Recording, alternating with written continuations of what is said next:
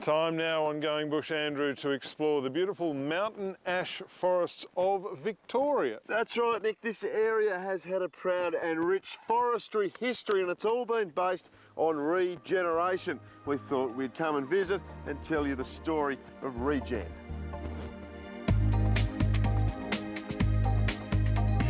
The mountain ash, or Eucalyptus regnans, is the biggest flowering plant found anywhere on Earth, and Victoria's central high country has a wealth of ash forests, a proportion of which are managed for wood production by Vic Forests. Well, what we're looking at here is 1939 regrowth, so that is the area that is commonly harvested. It originates from large fires back in 1939, making it approximately or around about 71 years of age, and so those trees are the main age class that we would be harvesting at the moment. And it's even before that harvesting starts that the story of regeneration begins. First step is to collect the seed from the proposed harvest site, which will later be used to resow the area. Some nice regnans here. Yep, this is up from Broken Bridge. Yeah, very good crop.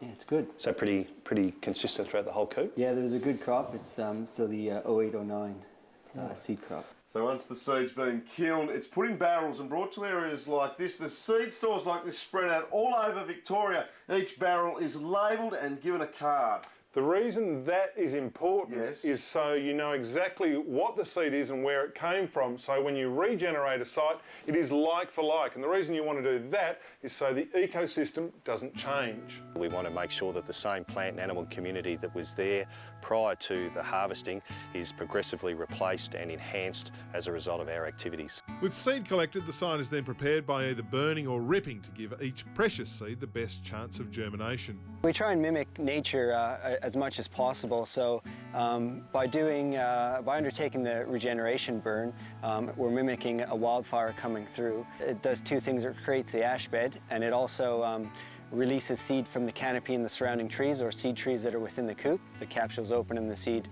falls onto the coop, and the seedlings grow from there. So Tim, we're standing in a coop which was burnt and then sown only a year or so ago, and there's trees popping up here everywhere, mate.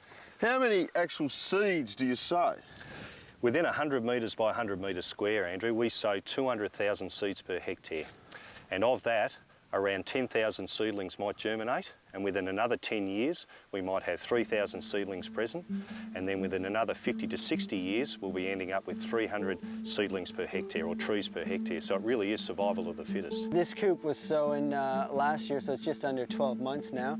We'll let it go to about 18 months, then we'll conduct a regeneration survey, which consists of walking through the coop and putting transects and plots in it to ensure that we have a productive stocking back on that coop.